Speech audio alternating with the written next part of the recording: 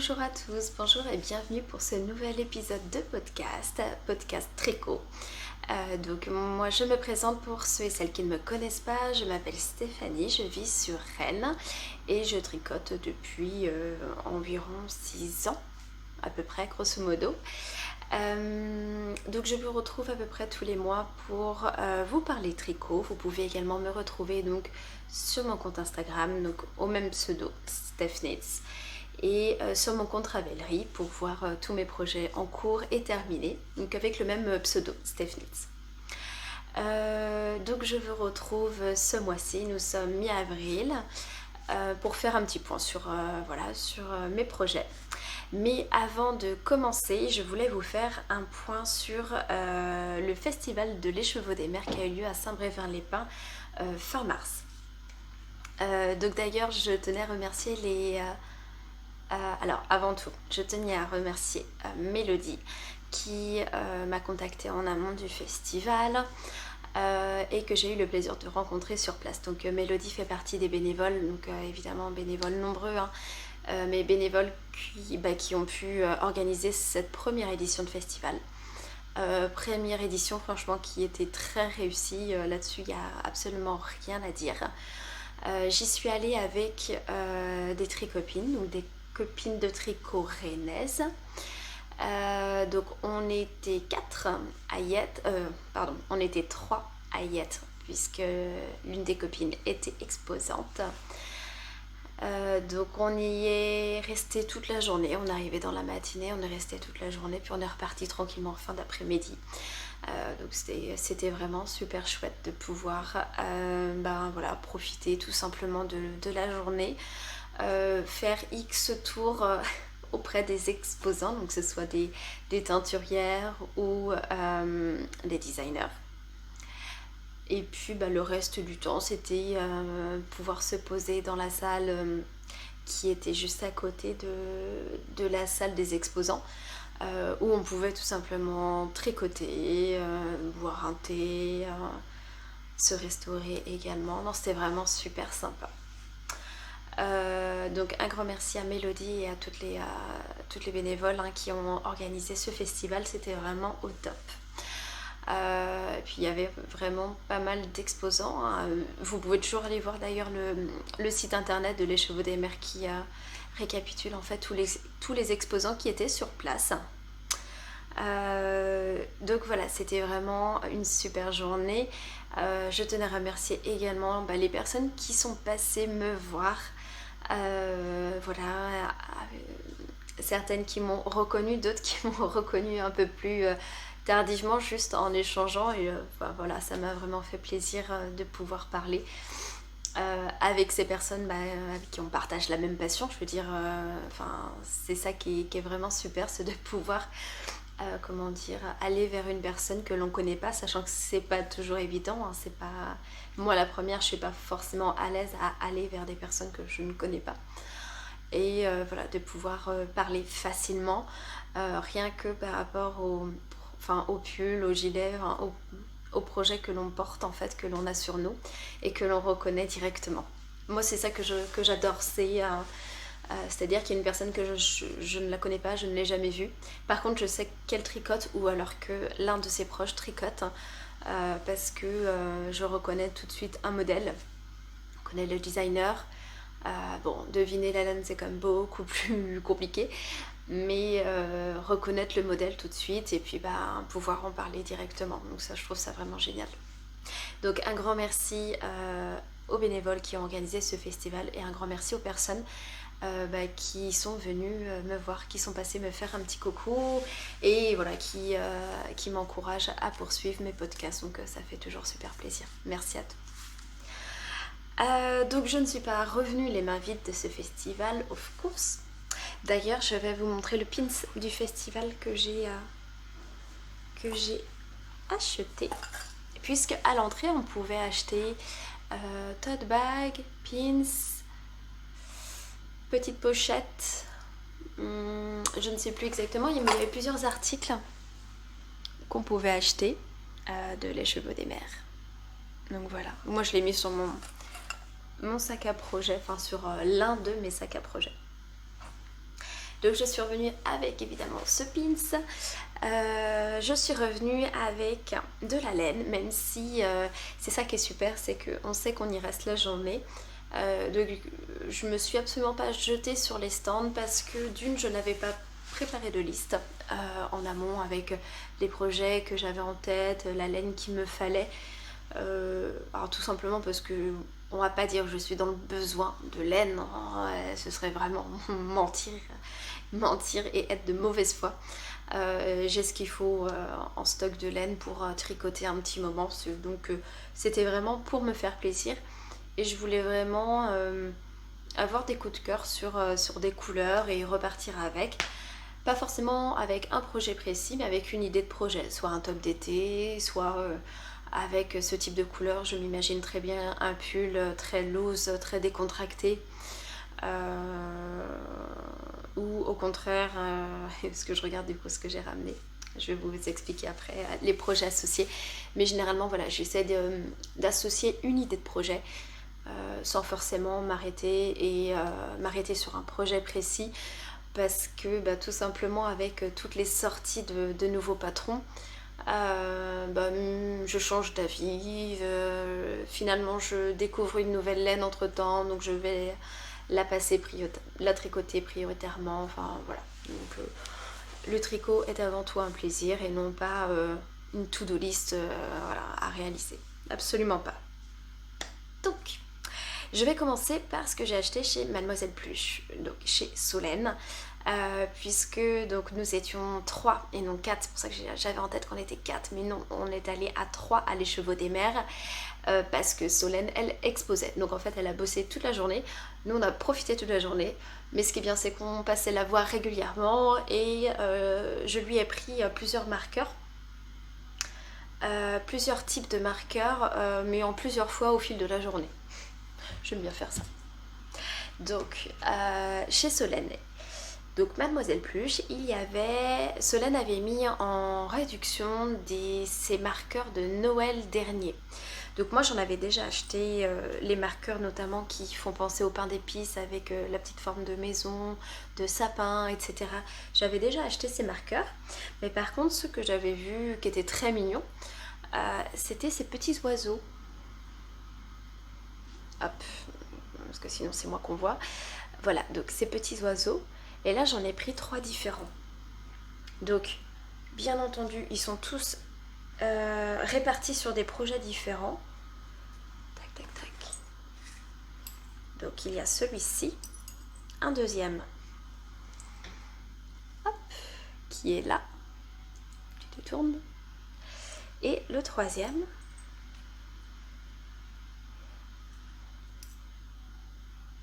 Je vais le montrer comme ça. Qui est ici. Voilà. Donc j'ai pris ces 3 petits marqueurs. Alors j'ai pris à chaque fois les petits oiseaux sont différents. Et j'ai essayé de prendre, comment dire, à chaque fois un oiseau différent. Donc il en restait encore pas mal, hein, des petits oiseaux comme ça. Mais voilà, je voulais pas prendre les mêmes. Donc j'en ai pris 3 comme ça. 3 comme ça c'était pour son ancienne collection d'hiver, enfin de Noël. Et Solène avait sorti, donc juste avant le festival, sa nouvelle collection. Et alors donc là j'en ai un et le deuxième est sur un autre projet. C'est pour ça que j'ai eu du mal à les trouver, parce qu'en fait je les ai tous éparpillés sur différents projets. Et là, comment je vais faire? Hop, on va faire comme ça. Je vais juste vous le montrer comme ça. C'est sa nouvelle collection de divination. Hop, c'est pour ne pas vous montrer le projet en même temps. Donc il y a cet anneau marqueur là, et j'ai pris en plus ce marqueur de progrès Skipper, avec ce design là que je trouve vraiment très joli. Donc j'ai acheté ces 2 marqueurs de la collection divination. Je voulais acheter sa petite marguerite qui représente le mois de mars, puisque depuis le début de l'année, Solène sort une fleur par mois qui correspond à un mois de l'année. Donc j'ai celui de février. J'ai celui de février, voilà, bon, je les prends pas forcément tous les mois, mais celui du mois de mars, c'est une petite marguerite que j'aime beaucoup. Mais elle nous avait bien prévenu que pour les Chevaux des Mers, pour le festival, elle n'aurait pas reçu les marguerites en temps. Donc du coup, je ne l'ai pas encore vers moi. Donc voilà pour le début. Le début de mes achats, ça c'était plus la partie accessoires. Et sinon, côté laine, donc je ne me suis pas du tout jetée sur les stands, comme je vous le disais, généralement j'aime bien faire un premier tour, et puis après refaire des tours un petit peu, enfin puis tout dépend s'il y a vraiment beaucoup de monde. Par exemple sur le stand de Tricot et Stitch, il était juste à l'entrée. Donc en fait, c'est le premier stand qu'on voyait, il était face aux portes. Donc voilà, bien placé pour Christelle et sa soeur, parce que j'ai compris c'était sa soeur qui était avec elle. Mais du coup il y avait du monde, il y avait souvent beaucoup de monde, comme beaucoup de stands. Mais je sais qu'il y a un moment de la journée, on s'est passé le relais en fait, on a fait un tour généralement avec les filles, au début avec les filles on a fait un tour tout ensemble. Et puis après voilà, généralement, bon bah je retourne faire un petit tour et on n'y allait pas forcément tout en même temps. Donc je sais plus si c'est Claire ou Tracy qui m'a dit Steph, si tu veux aller à Tricot et Stitch, c'est le moment, il n'y a personne. Ok, j'y vais. J'y vais. Même si je voyais les couleurs au loin, voilà, j'aime bien prendre mon temps sans me sentir, sans avoir l'impression de gêner en fait les personnes qui veulent prendre ma place. Donc chez Tricot et Stitch, je suis repartie avec ces couleurs là. Donc c'est My Taille Bleu. My Taille Bleu, donc ça c'est sur la base extra fine fingering, donc c'est du 85% mérinos extra fin superwash et 15% nylon. Donc là on est sur une fingering, donc 400 mètres pour 100 grammes. Je vous montre l'étiquette si vous voulez. Voilà, tic tic tic. Et donc là on est dans ma zone de confort, 100% confort, puisque il s'agit de jaune, de orange, un peu de rouge, du vert, un peu de bleu également. Donc voilà, et là j'en ai pris deux. J'en ai pris deux, ce qui me fait 800 mètres. Et avec ces 800 mètres, j'ai décidé de faire le pull Kira, à chaque fois j'ai un doute quand je le prononce, de Lucienne Tricotte. Donc évidemment vous me direz, mais 2 écheveaux t'as pas assez pour faire un pull. Oui, ça c'est sûr, et je ne veux pas en faire un pull, je vais en faire un t-shirt, puisque étant donné que l'encolure est bien creusée, oui elle est très bien creusée, j'imagine très bien en fait des manches qui ne vont que jusqu'à là, pas forcément des manches très très courtes, mais tricoter un peu les manches et les arrêter à peu près à cette hauteur là. Donc ça je l'imagine très bien. Donc ça c'est ce que j'ai pris chez Tricot et Stitch. Donc pas de chaussettes, hein, ce sera vraiment un gros projet, un top. Ensuite je vais passer chez Célène. Chez Célène j'ai pris ce kit chaussettes, donc avec la couleur Spring de mémoire. Ouais, parce que là c'est pas marqué. Donc là on a un écheveau de 50 grammes avec un super beau vert pétant. Et on a 2 écheveaux de 20 grammes de cette couleur Spring. Et donc là on est vraiment sur une base donc 85-15, pareil. Voilà, il n'y a rien de plus d'indiqué. Et donc ça c'est chez Célène. Ce qui est très drôle, c'est que lorsque j'ai vu en fait ces kits, je me suis imaginé un pull avec la couleur principale Spring et la couleur contrastante pour faire par exemple les côtes des manches, du corps et pourquoi pas le col également, en faire comme ça. Sauf que du coup il n'y avait plus, vu que j'ai pris mon temps toute la journée, il n'y avait plus la couleur Spring pour faire une quantité pull. Il n'y en avait pas assez, en tout on a réussi à réunir combien 5 mini, donc on était qu'à 100 grammes ou un peu plus, enfin bref, il n'y avait pas de quoi faire, même un top d'été ce n'était pas suffisant. Et c'est là que j'ai fait la remarque. J'avais déjà acheté la couleur Spring et je me suis déjà fait un pull. J'ai tricoté le pull Gingerbread de Lolita Fay. Donc ça c'est un patron qui est gratuit de Lolita qu'elle avait offert à Noël. Et moi j'avais fait une version printanière avec la couleur qui s'appelait Spring. Donc j'ai posé la question, mais pourtant j'avais déjà tricoté la couleur Spring, mais j'ai pas le souvenir qu'il y ait autant de vert dedans. Donc elle m'a dit effectivement que elle l'avait retravaillé entre temps, donc ce n'est pas la même couleur. Puisque sinon j'aurais pu compléter, j'ai des restes des chevaux en plus de cette couleur là. Et à cette période, lorsque j'achetais de la laine pour un projet pull gilet, je ne prenais que de la 100% Merino Superwash. Ce qui fait que j'ai plein de restes de Merinos Superwash, mais je ne peux pas les utiliser en chaussettes. Alors qu'aujourd'hui, lorsqu'on regarde la qualité de la laine chaussette, elle est aussi douce que le Merinos. Donc maintenant, en fait, ça j'ai arrêté de prendre que du 100% Merinos. Et maintenant, je prends les bases chaussettes, puisque finalement, le rendu est souvent le même, tout aussi doux. Et puis c'est surtout qu'on peut quand même s'en servir pour faire des chaussettes par la suite. Puisque là par exemple Spring, il me reste, j'ai 2 restes des chevaux, mais en tout j'ai moins de 100 grammes, mais j'ai entre 50 et 100 grammes. Donc je me fais une paire de chaussettes sans problème. Mais là en l'occurrence je peux pas parce qu'il n'y a pas de nylon dedans. Donc j'ai pris tout ça pour dire que j'ai pris ce kit chaussettes. Mais je ne l'ai pas pris en vue de faire des chaussettes. Je l'ai pris pour que ce verre puisse être tricoté sur les bordures du pull de Lucienne Tricotte. Je vais arrêter de le prononcer parce que je vais me rendre compte à la fin que je le prononce mal depuis le début. Donc du coup, je prévois de faire les côtes. Alors si ce sont des côtes, il me semble que ce sont des côtes de mémoire, je ne sais plus exactement. Les côtes des manches, du corps, et pourquoi pas si c'est un high-cord, de faire l'high-cord juste du col. Comme ça c'est léger, il n'y a pas trop de verre non plus, et ça ira très très bien avec ça. Donc c'est pour ça que j'ai pris ce kit. Après je m'en fais pas un 2 fois 20 grammes, je saurais les utiliser dans les chaussettes. Donc voilà pour l'instant, donc là on est vraiment couleur... printemps, été, donc très, très coloré, très peps. Mais ça m'a fait du bien. Et chez Célène, ce n'est pas tout ce que j'ai pris. Chez Célène, j'ai vraiment essayé aussi de sortir de ma zone de confort.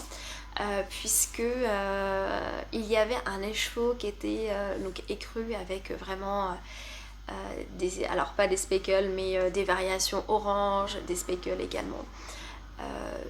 Les chevaux qui est disposé parmi plein, moi je le vois directement et voilà, si je réfléchissais pas vraiment, j'en prends 3 et je sais que je peux m'en faire un pull. Sauf que quand je regarde ma garde-robe, bon, il commence à y avoir beaucoup de orange, de camel, c'est normal, voilà, ce sont mes couleurs préférées. Et le but n'est pas de me construire une garde-robe avec les mêmes couleurs identiques. Donc je me suis retenue en quelque sorte et j'ai vraiment cherché à prendre quelque chose qui pouvait me faire sortir un peu de cette zone de confort. Et j'ai trouvé ces 3 écheveaux.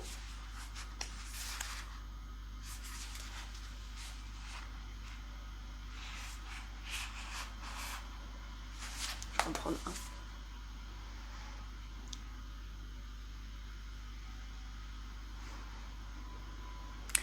Et là, vraiment, je sors de ma zone de confort puisque déjà la base est grise. Et à la base, c'est simple, hein, regardez toutes mes fiches Ravelry, vous ne verrez pas un seul gris. Ou alors c'est un gris qui tire vers le crème un petit peu. Mais du gris, vous n'en verrez pas. Il y a du violet.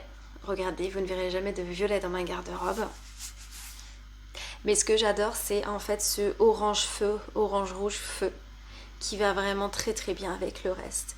Et quand j'ai vu ces écheveaux là, Hop, je vous montre les autres parce qu'en fait, du coup, les variations et speckles ne sont pas du tout au même endroit. Du noir aussi.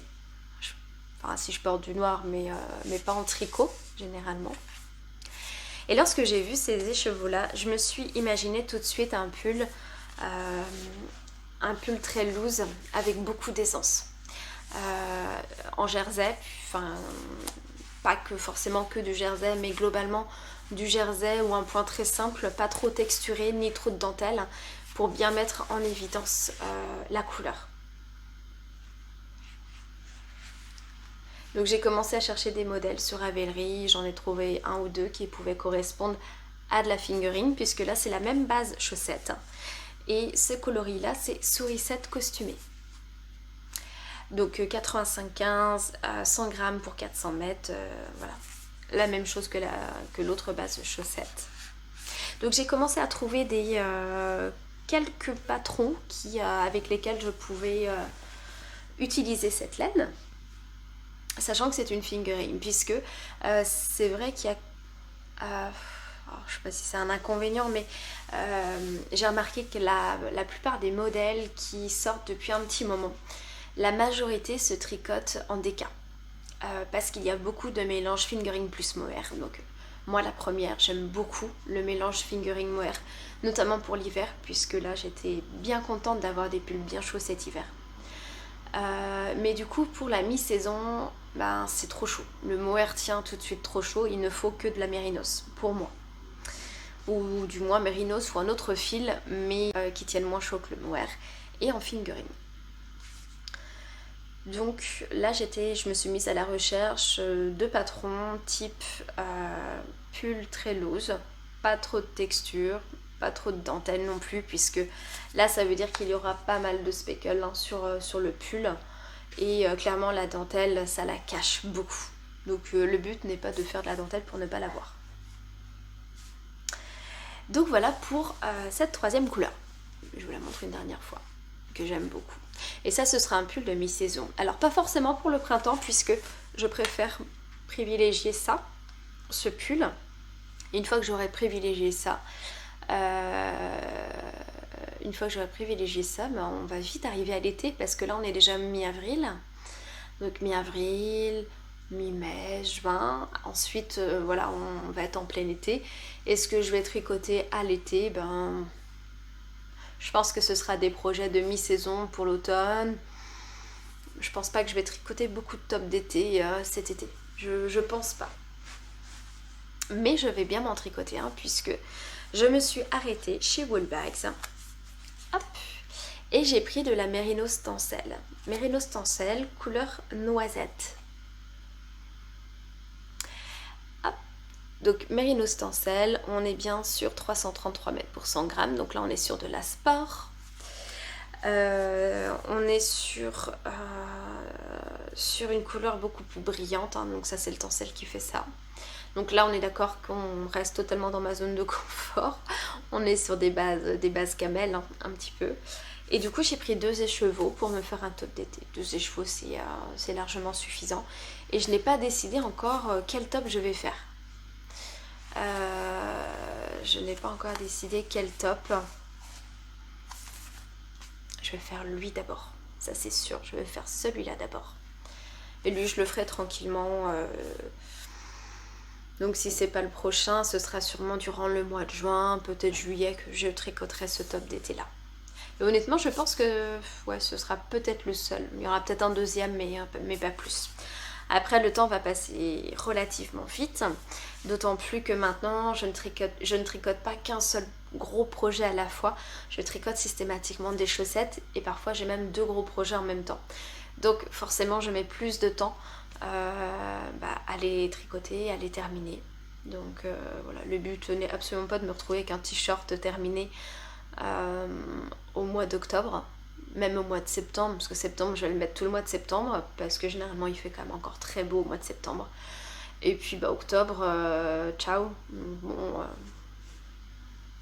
donc voilà, mais ce qui est certain, c'est que le prochain projet, ce sera celui-là. Là déjà, je me retiens pour finir les projets, mes en cours que j'ai. avant de le bobiner et avant de le mettre sur mes aiguilles. Parce que sinon là je vais m'éparpiller, je vais avancer à rien. Donc je me retiens pour celui-là. Voilà pour ce que j'ai ramené du festival de l'écheveau des mers. On passe au projet terminé. Projet terminé. Il s'agit du top Dolce Vita de Atelier Émilie. Donc vous l'aviez vu, bon comme vous le voyez il était plié. Vous l'aviez vu en cours, je sais plus où j'en étais au niveau du corps, je devais en être par là. Donc il est terminé et il est sorti cette semaine. Il est sorti cette semaine, sa date c'était le 12, je pense, date de sortie 12 ou 13 avril. Et donc, le top Dolce Vita, c'est un débardeur. C'est un débardeur qui se caractérise par son encolure carrée, par ses manches, ses bretelles, pardon, qui sont larges. Ce ne sont pas des bretelles fines, comme on peut voir sur pas mal de tops d'été. Alors moi, je trouve ça très très joli, les bretelles fines. Absolument joli, mais moi ça ne cache pas suffisamment mes bretelles de soutien-gorge. Donc, j'aimerais énormément pouvoir ne pas porter de soutien-gorge, mais pour moi ce n'est pas possible tout simplement. Ce n'est pas possible, je ne serais absolument pas à l'aise et voilà. Donc celles qui sont à l'aise c'est parfait, moi c'est pas du tout mon truc. Donc c'est vrai que j'ai tendance à privilégier des bretelles, si elles ne sont pas totalement larges sur le dessus de l'épaule, au moins qui s'affinent mais le long en montant sur les épaules. J'arrive pas à m'exprimer. Donc voilà, donc le top Dolce Vita en colure carrée, bretelles relativement larges, un corps tout en jersey et un bas de corps en côte 1-1 torse. Ce sont les mêmes côtes que j'ai tricotées pour les finitions. Finition en manchure, finition en colure, devant et derrière.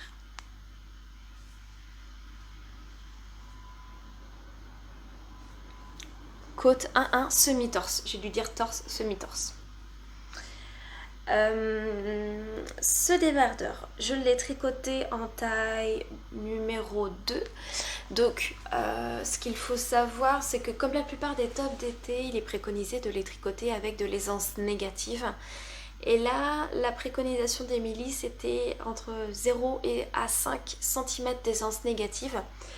Et comme certaines lui ont dit, on pouvait descendre en aisance négative. Puisque moi quand je le porte, il est près du corps hein, bien sûr, mais pas non plus énormément. C'est-à-dire que pour moi il va être près du corps surtout en haut au niveau de la poitrine, moins au niveau du bas. Mais après voilà, on a toutes des morphologies différentes. Mais globalement, c'est ce qu'on a remarqué avec les testeuses, c'est que si quelqu'un choisit avec 7 cm d'aisance, ça devrait pas être gênant. Donc si je vous parle un petit peu plus de la construction de ce débardeur, eh bien on commence par une bretelle.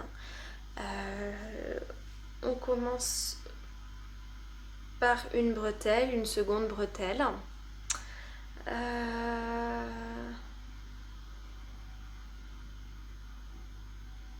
Attendez, que je réfléchisse. On commence par une bretelle. Tac, tac, tac. Il y a l'autre bretelle qui est faite.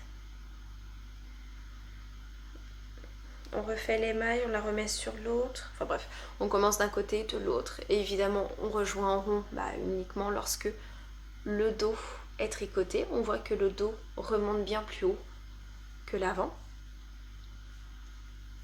Et ensuite, c'est du jersey en rond jusqu'en bas, jusqu'aux côtes semi-torse. Donc, il est très très simple à faire. Pour ma part, je l'ai tricoté en 3,25.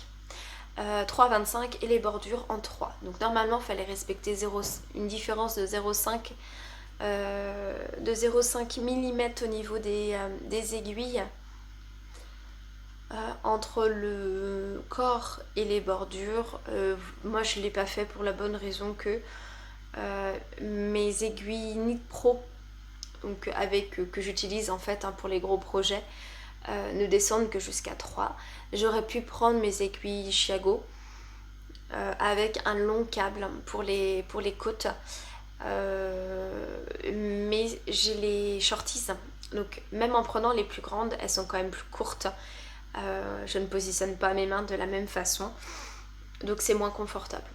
Et franchement, voilà, les côtes sont faites en 3 mm et c'est très bien. Et c'est très très bien. L'avantage avec ce top, c'est que vous avez le choix entre plusieurs finitions. Pour le bas du corps, ce sont des côtes semi-torse. Voilà, là-dessus, il n'y a pas de proposition de faire autre chose. En revanche, pour les emmanchures et l'encolure, alors pour l'encolure, pardon, pas les emmanchures, mais pour l'encolure, vous avez le choix entre 3 finitions. Les côtes semi-torse, l'I-cord ou les picots. Alors moi j'ai fait les côtes semi-torse, tout simplement parce que, alors déjà je ne faisais pas partie des premières à tricoter ce que j'attendais de recevoir ma laine. Je vais vous en parler juste après. Alors l'avantage c'est que les premières en fait se lancent et pointent un petit peu ce qui va pas bien, parce que généralement ce qui va bien on le dit pas, tout roule. Tant qu'on dit rien, c'est qu'on continue de tricoter, tout va bien.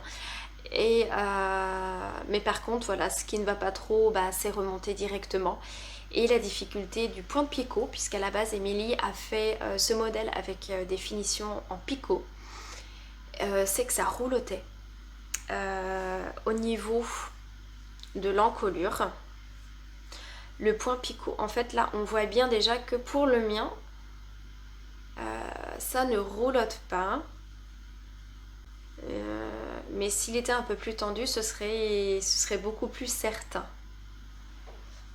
ce qui fait que pour certaines qui ont fait le point de picot, ça roulotait totalement, et la corde également. Et c'est là que on voit qu'on est vraiment toutes différentes avec notre morphologie. Puisque je pense à Adeline qui disait non, moi, une fois portée, en gros c'est bien tiré, donc ça ne peut pas rouloter. Donc elle avait aucun problème, ses finitions sont nickel. Mais par contre, il y en a d'autres, oui, elles avaient beau faire les finitions, ça roulotait quand même. Parce que mine de rien, ce sont des mailles qui sont montées à ce niveau-là. Que du jersey, puis le jersey ça roulotte. Donc pour certaines ça faisait ça. Donc moi j'ai pas pris de risque. J'ai fait directement une finition en côte demi-torse. Voilà, et je l'ai bien bloqué. Donc quand je le porte, ça va. Voilà. Tant mieux. Donc voilà, c'est vraiment un basique. Donc certaines étaient surprises du choix de couleur en me disant que ouais, c'était pas forcément très estival comme couleur et un peu surprenant au vu des couleurs que j'aime habituellement. Alors oui, tout à fait. Alors oui, c'est pas tout à fait estival, mais il faut pas oublier que c'est un basique. Et moi les basiques, les basiques de façon générale, on peut les porter avec tout, y compris notamment l'été. Moi j'ai beaucoup de jupes et de pantalons à motifs. Et du coup c'est pas toujours facile à sortir parce que toutes les couleurs et les motifs sont dans le bas. Donc là-dessus, pour accorder avec le haut, donc il faut soit un haut qui n'ait pas trop de motifs déjà, et avec des couleurs qui aillent bien avec. Donc l'avantage de cette couleur là, c'est qu'elle va aller avec tout. Même si oui, elle est moins pétante, peps que ce que j'ai l'habitude de porter. Du côté de la laine, c'est aussi pour ça que j'ai cette couleur. C'est la Merino Stencil de Yarn by Simone. Et c'est la couleur, hop, on te voit, Only Black. Donc la Merino Stencil, c'est de façon générale, on retrouve cette base chez les teinturières, c'est un fil sport. Donc là ici c'est 333 mètres pour 100 grammes. Et donc là c'est le coloris Only Black. Donc vous voyez bien qu'il n'est pas vraiment noir, c'est plutôt un gris anthracite sur la base tencel, parce que sur la base mérinos de Simone, le Only Black est noir. Donc là c'est un gris anthracite. Donc pour ce test, on a eu droit à commander le mérinos tencel que Simone avait déjà en stock. Elle l'a ouvert en fait cette catégorie pour nous juste avant, juste pour le test. Et pour la sortie, du coup, ça y est, Simone a eu le temps de teindre de la mérinos tencel, et du coup maintenant c'est bon, n'importe qui peut en commander. Et lorsque j'ai passé ma commande, je voulais tester sa base, puisque je n'ai jamais testé la base mérinos tencel de chez Simone. Et du coup il fallait 2 sèche-chevaux, puisque pour ce projet vous n'avez besoin que de... Alors, pardon, pour ma taille, je n'ai besoin que de 2 échevaux. Je ne sais pas jusqu'à quelle taille on reste avec 2 échevaux et à quelle taille on passe à 3. Et donc il me fallait 2 échevaux et je voulais prendre sa couleur, comment ça s'appelle, une couleur qui se rapproche de celle-ci en fait, hein, mais qui est un peu plus foncée. Mais en fait il n'y en avait plus. Et il y avait une autre couleur qui me tentait bien, sauf qu'il n'y avait qu'un seul écheveau, donc pas possible. Donc du coup je me suis dit pourquoi pas tenter le Only Black. Et j'ai regardé entre temps, voilà, si parce que beaucoup de teinturières maintenant font le mérinos tencel. J'ai regardé si je pouvais pas en trouver ailleurs, et en fait l'inconvénient du mérinos tencel c'est qu'il est ouvert que de façon estivale. Donc à ce moment là, non, il n'était pas encore ouvert chez les autres teinturières. Donc du coup je suis partie là-dessus. Et voilà, avec un jean, en attendant de pouvoir sortir les jupes et les shorts, parce qu'on va pas se mentir, hein, c'est pas encore, je suis pas encore prête. Avec un jean ça le fait très bien, il y a un gilet par dessus. Donc voilà pour ce projet, sachant que donc là c'était 2 écheveaux préconisés. Il me reste combien de grammes du 2e écheveau?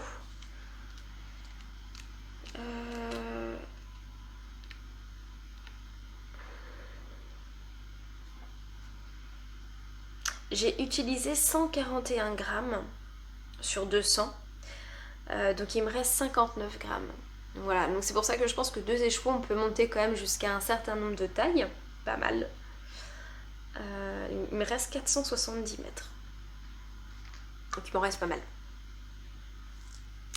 Donc voilà pour le projet fini, qui est le seul projet fini que j'ai. Sinon ce ne sont que des encours. Et là j'ai l'impression un peu de mouliner. Enfin je sais pas.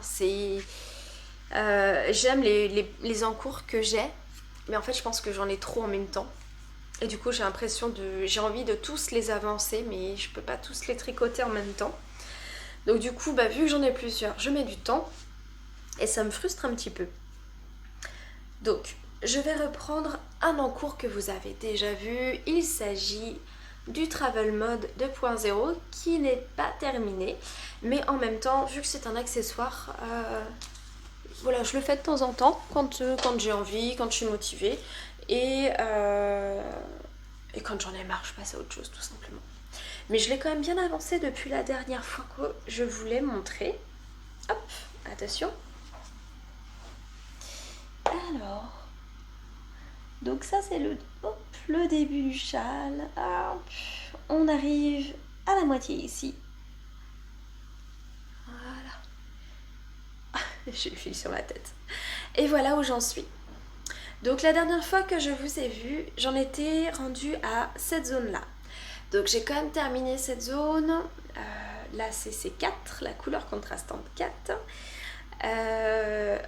Jaune et orange qui sont en face, je reprends la plus foncée, et pour comparer, pour vous montrer, hop, puisqu'en fait c'est un effet miroir. Donc là je suis rendue, hop là, ici, je suis rendue ici, c'est-à-dire qu'après il me restera le caramel, jaune, orange et enfin le rose poudré, et donc j'aurai terminé j'aurais terminé corps en quelque sorte du châle, et il me restera à passer aux bordures. Donc j'ai quand même bien avancé, mine de rien, j'ai bien avancé. Donc pour rappel, le Travel Mode 2.0, c'est un design de Sauce Units, et qui reprend donc 5 couleurs. Vous avez donc du rose poudré que j'éteins moi-même, du jaune que j'éteins, du orange que j'éteins, donc ils n'ont pas de nom. Vous avez ici du caramel beurre salé de chez Les Namourés et les marrons chauds de mamie de chez Les Namourés également. Toutes les couleurs sont sur des bases fingering 100% mérinos. Donc chez Les Namourés, ça se traduit par sa base Athéna. Donc des bases fingering, 400 mètres pour 100 grammes, voilà, habituel. Je vais vous montrer ce qui me reste en termes de... au niveau des écheveaux. Hop.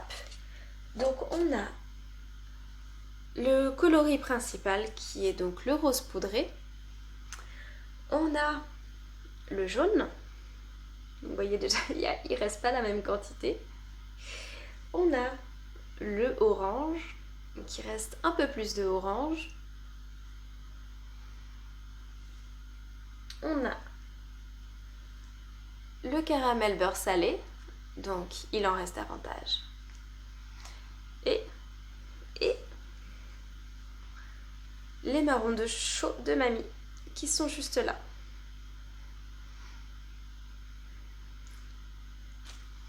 Hop. Donc tout ça pour dire qu'il en restera pas mal quand même à la fin du châle. Ça ne va pas prendre complètement les 5 écheveaux. Bon d'ailleurs c'était bien indiqué qu'il fallait pas 400 mètres pour chaque, hein, bien sûr. Mais je pense qu'il va en rester pas mal quand même. Et ce sont des bases, voilà, 100% mérinos. Donc ça ne pourra pas partir dans des chaussettes. Et voilà. Donc pour rappel, ce châle, je le tricote en 3,5. Je le tricote en 3,5. Donc c'est voilà, c'est un design qui est très simple. Alors un design qui est très simple mais qui nécessite, alors c'est ça qui est intéressant, ça nécessite une petite gymnastique quand même, puisqu'à chaque fois on vient récupérer des mailles comme vous le voyez ici. Hop, des mailles qui sont en attente et on va venir jouer sur des allers-retours, des mailles ensemble ou des mailles, des knits front and back. Donc en français c'est quoi?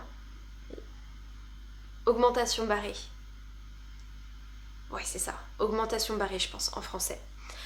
Et donc bref, on joue à chaque fois avec des augmentations, des diminutions pour donner en fait cette impression de ligne. Là on voit bien que ce sont des augmentations qui sont en fin de rang et des diminutions qui sont à ce niveau là, puisque bah, sinon forcément le but étant de garder le même nombre de mailles à chaque fois dans chaque zone. Donc voilà, il faut aimer les comment dire, les designs géométriques en quelque sorte. Et je suis très contente voilà, de ce design là. Après bon bah c'est long forcément, il y a quand même voilà, il y a 5 écheveaux.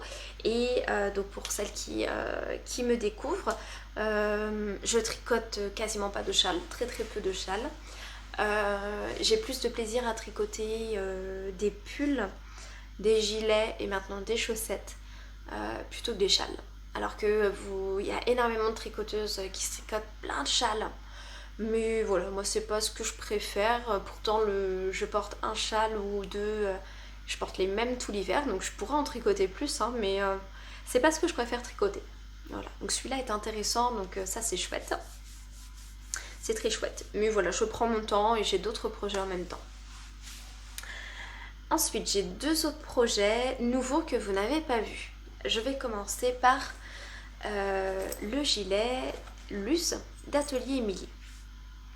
Le gilet Luce d'Atelier Émilie, tout simplement parce que à l'occasion du festival Bière-Hélène, donc qui a eu lieu à Nantes en septembre 2022, je me suis arrêtée chez Maison Corlaine et j'ai acheté leur base Suri.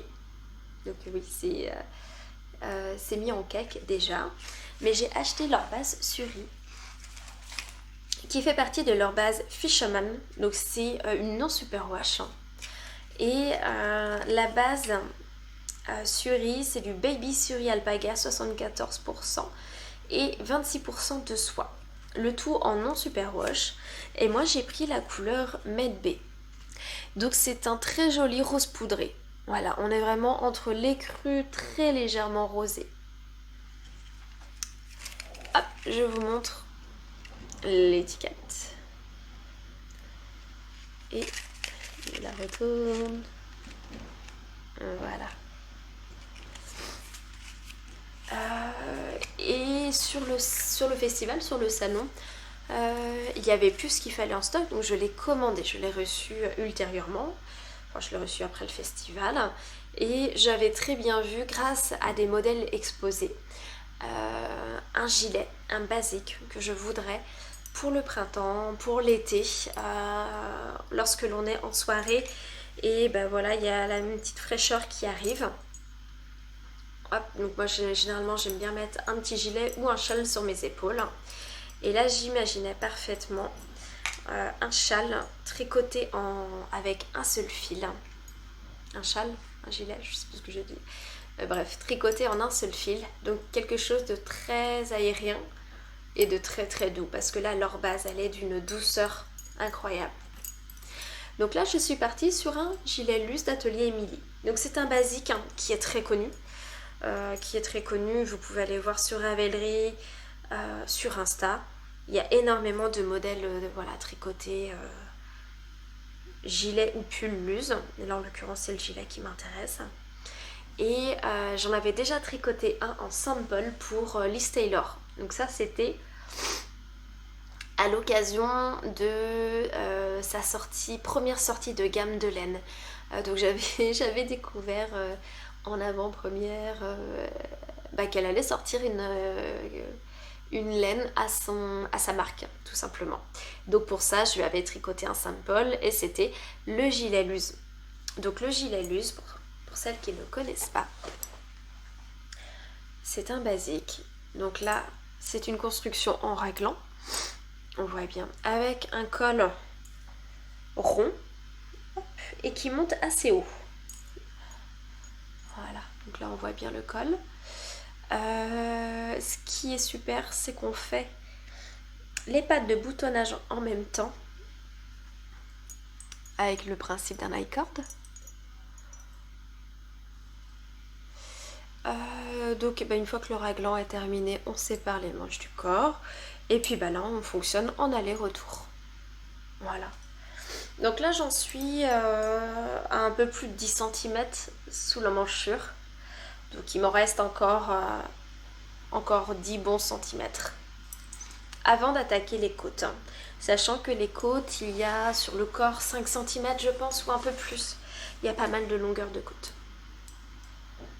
Donc ça c'est mon projet vraiment de printemps, automne, été. C'est un vrai doudou quoi. Donc j'ai vraiment hâte. Voilà, le tricoter n'est pas ultra passionnant dans le sens où j'en ai déjà tricoté un. Et puis voilà, on est sur du jersey, donc de l'aller-retour, point droit, maille endroit, maille envers. Voilà, c'est sûr que c'est pas ultra fun à tricoter puisque ça reste très simple. Mais là je le tricote vraiment pour avoir le résultat fini. Vraiment pour avoir le résultat fini. Et puis ce que je vous ai pas dit, c'est que là je suis en 4,5. En 4,5 et je tricote le fil en simple. Donc là vous voyez bien que le fil est beaucoup plus épais que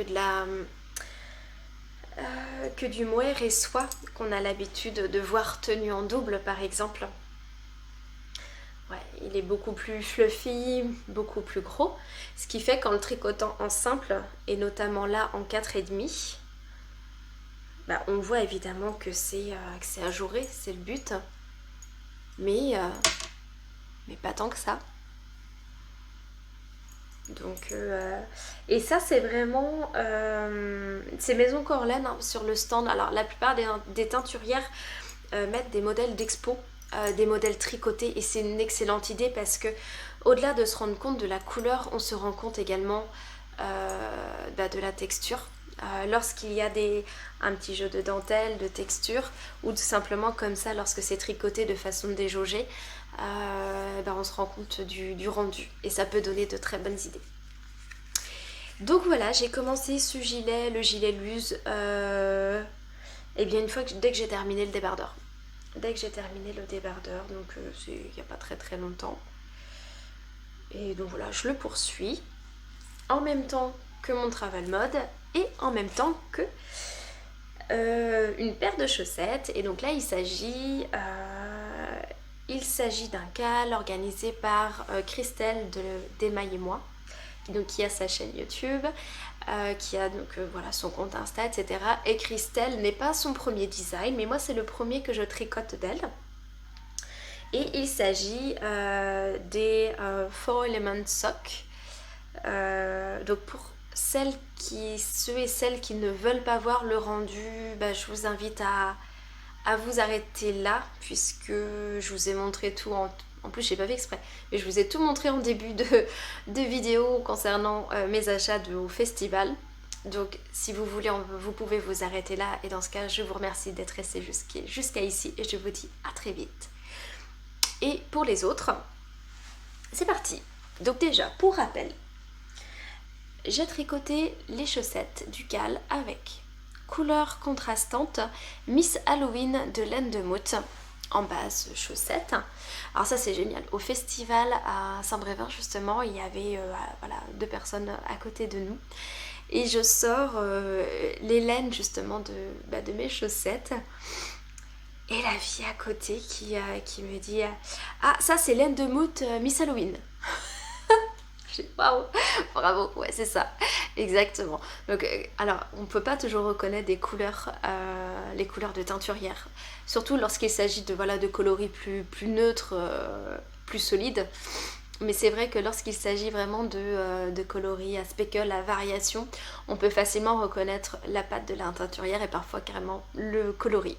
Donc là la personne a reconnu directement le Miss Halloween de laine de motte. Hop. Donc ça c'est le logo de laine de motte pour ceux qui ne connaissent pas. Et ici il s'agit d'une base de chez Yarneline. Donc là on est dans sa base chaussette. Mais attendez, est-ce que c'est sa base chaussette habituelle? Non. Nous sommes dans une base 80% superwash merino, 10% cachemire et 10% nylon. Et en fait c'est une base qu'elle a utilisée pour son calendrier de l'Avent 2022. Et donc moi j'ai utilisé le coloris numéro 6 puisque il y avait 50 grammes. Donc pour moi 50 grammes c'est parfait, j'ai pas besoin de plus. Les deux allaient très bien ensemble et comme Christelle l'expliquait, donc en amont du cal, il fallait une couleur vraiment contrastante puisqu'il y avait un petit peu de jacquard. Donc j'ai terminé à l'instant la première chaussette et voilà ce que ça donne. Donc on commence, donc il y a 4 indices en tout, le dernier indice a été partagé mardi cette semaine. Donc le premier indice permettait de commencer donc par la tige. Alors j'ai pas fait le bon montage, c'était montage tubulaire, moi j'ai fait un montage simple. C'est vrai que sur les montages, je fais des montages assez classiques là-dessus. Les rabattages je fais des efforts, mais les montages je fais pas d'efforts.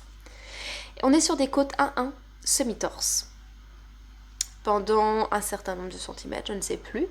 Ensuite, on repart avec la couleur principale, donc on part sur du jersey en droit. Et ensuite, on a la partie de jacquard qui est juste là.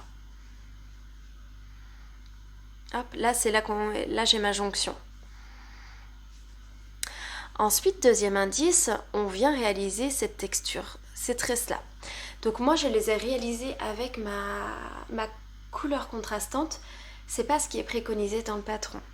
Ce qui est préconisé dans le patron, c'est de le faire avec la couleur principale. Mais je trouvais ça hyper dommage, parce que du coup, je me suis dit que ça les mettait beaucoup plus en avant. Même si, voilà, en faisant ça, on voit en dessous la maille en droit sous la tresse. Mais moi, ça me gêne pas particulièrement. Donc Christelle a réalisé des vidéos pour chaque indice 1, 2, 3, 4. Ce qui est aidant et facilitant notamment pour les tresses, puisque j'ai pas fait la bonne manip dès le départ. Donc j'ai regardé la vidéo et là je l'ai bien faite. Et donc ensuite quelques rangs de jersey. Et troisième indice, eh bien il s'agit du talon. Donc talon renforcé. Et j'ai l'impression que je l'ai mal fait. Enfin, je sais pas. Je pense que je l'ai mal fait. On voit pas du tout le décalage entre les mailles glissées et tricotées. Enfin, bon bref, mon talon est là. Mon talon est là. Le gousset, voilà, se fait avec des diminutions. Puis là, on a un jeu de lignes en maille semi-torse. Et donc là, ensuite, on continue en jersey. Et quatrième indice, il y a ces petites vagues qui sont aux deux extrémités du dessus du pied, donc de la texture, et on termine voilà, par une pointe avec le coloris contrastant. Donc là on voit bien le dessus du pied. Donc voilà pour ma chaussette. Ça c'est la première. Alors c'est pour ça qu'ici vous voyez au niveau de la jonction, on voit que c'est pas hyper parfait, mais tout simplement parce que c'est censé être fait avec la couleur principale. Et donc il n'y a pas, en fait la tresse à un moment c'est normal, elle se termine, elle n'est pas totalement continue. Donc moi j'ai bidouillé avec les fils pour continuer en fait la couleur, tout simplement. Donc j'ai fini la première chaussette, mais je n'ai pas fini la deuxième. Pour la bonne raison que j'ai fait une pause dans le cal, notamment après le talon. Après le talon, les explications du gousset n'étaient pas très claires dans le patron. Il y avait une histoire de marqueur et donc la première fois ça collait pas, puisque du coup le motif du gousset ne se trouvait pas en fait au bon endroit du pied. Genre il y en avait sur le dessus, sur le dessous du pied, donc voilà, ça ne colle pas du tout. Donc j'ai défait une fois, je retente une deuxième fois et je pense, enfin je l'ai pas dit à Christelle, hein, je sais pas s'il y a vraiment des coquilles, mais pour moi il y a un truc qui ne va pas dans le patron, qui doit être corrigé. Peut-être qu'il a été corrigé entre temps, je l'ai pas regardé. Mais du coup sur le coup ça m'a agacée, je les ai mises de côté. Les filles m'ont dit, donc qui font également le cal, que sur la vidéo du coup c'était plus clair, sauf que j'aime me servir de vidéos pour apprendre de nouvelles techniques ou pour apprendre voilà, des points texturés comme ici la tresse que je n'avais jamais faite. Donc là-dessus j'aime bien suivre les vidéos. En revanche, lorsqu'il y a quelque chose de basique comme de positionner des marqueurs et de réaliser un gousset, j'aime me sentir autonome dans la lecture du patron. Tout simplement parce que parfois lorsque je tricote, je ne suis pas seule, je peux être occupée en même temps à discuter, etc. Et je n'ai pas envie d'avoir systématiquement du son à écouter et quelque chose à suivre visuellement. Donc après vous me direz, tricote à un autre moment. Oui. Non, c'est surtout que j'aime être autonome dans la lecture du patron et j'ai l'habitude de lire des patrons en fait qui sont très bien rédigés, parce que la preuve en est, je n'ai rien à dire la plupart du temps. Donc voilà, là il y avait juste une amélioration sur la rédaction avec ces histoires de marqueurs. Et c'est là que je comprends pourquoi certains designers mettent M1, M2, M3, M4, parce qu'effectivement lorsqu'on commence à avoir 4 ou 5 marqueurs, plutôt que de dire de tricoter jusqu'au marqueur et jusqu'au marqueur et de retirer ce marqueur pour en remettre un autre plus loin, etc., c'est beaucoup plus clair. On ne s'y perd pas, surtout lorsqu'à un moment il faut décaler le marqueur de début de rang. Et ah oui, ce qui me gênait également, c'est qu'il y a un mélange de anglais et de français. Alors je lis des patrons en anglais, par contre soit tout est en anglais, soit tout est en français. Parce que là en fait il y a un mélange des deux, c'est-à-dire que c'est knit jusqu'au prochain M. Il y a le bord M, bah, c'est le marqueur de début de rang, mais quand on ne suit pas des patrons en anglais, ben c'est pas forcément... Oui, il faut regarder les abréviations, mais comme je disais, pour moi, un patron, ça doit être fluide, je dois tout comprendre. C'est-à-dire que les abréviations, on les retrouve d'un patron à un autre, d'une version française ou d'une version anglaise ou d'une version d'une autre langue. Donc il y avait ce franglish et ces histoires de marqueurs. Après pour le reste, du coup, voilà, je me suis remotivée à les reprendre et il n'y avait pas de problème. Alors du coup je devais être décalée au niveau de mes marqueurs, enfin, je sais pas trop. J'ai fait comme je l'ai compris, c'est-à-dire que le dessous de pied est totalement en jersey, la texture est sur le dessus, voilà, c'était pas très compliqué, j'ai égalisé et j'ai fait comme ça. Pareil pour la pointe, du coup, j'ai divisé le rang en deux, enfin j'ai bien recompté, et les diminutions à l'aide de chaque côté. Voilà, j'ai fait comme ça. Mais voilà, c'est pas forcément mon truc de suivre des vidéos pour tout et pour systématiquement suivre des vidéos, c'est pas mon truc. Voilà, j'aime la lecture en fait, tout simplement. Je sais qu'il y en a qui sont très vidéo, très support vidéo, mais moi je préfère la lecture. Voilà. Donc voilà pour ma première chaussette. Donc la deuxième, elle est là. Et c'est pour ça que j'ai passé très vite la chaussette pour pour vous montrer le marqueur. Et donc voilà, ça c'est la deuxième. Donc je me suis arrêtée à l'indice numéro 2. Donc il me reste il me reste pas mal. Il me reste tout le talon et tout le pied. Et la pointe. Donc voilà pour mes chaussettes 4-Element Sock de Démaillez-moi. Donc j'espère terminer ces chaussettes rapidement pour pouvoir avoir le gilet luxe, terminer aussi le travel mode parce que je pense que le travel mode en m'y mettant, je sais pas moi, pendant les vacances par exemple, je pense que je peux le terminer, les chaussettes aussi. Voilà, et comme ça je pourrais facilement enchaîner sur le pull avec les jolies laines de tricot et stitch. Donc voilà pour aujourd'hui, je vous ai tout montré. Donc là j'ai 3 en cours. La prochaine fois j'espère que j'en aurai terminé au moins 2 lorsque je reviendrai vous voir. C'est toujours le plaisir aussi d'en commencer des nouveaux. Voilà, et que ça avance. Donc eh bien voilà pour aujourd'hui, j'espère que cet épisode vous a plu. N'hésitez pas à me laisser un petit mot si vous le souhaitez, si vous le souhaitez pas, c'est pas grave. J'espère que vous avez passé un bon moment et puis je vous dis à très bientôt. Bon tricot, bye.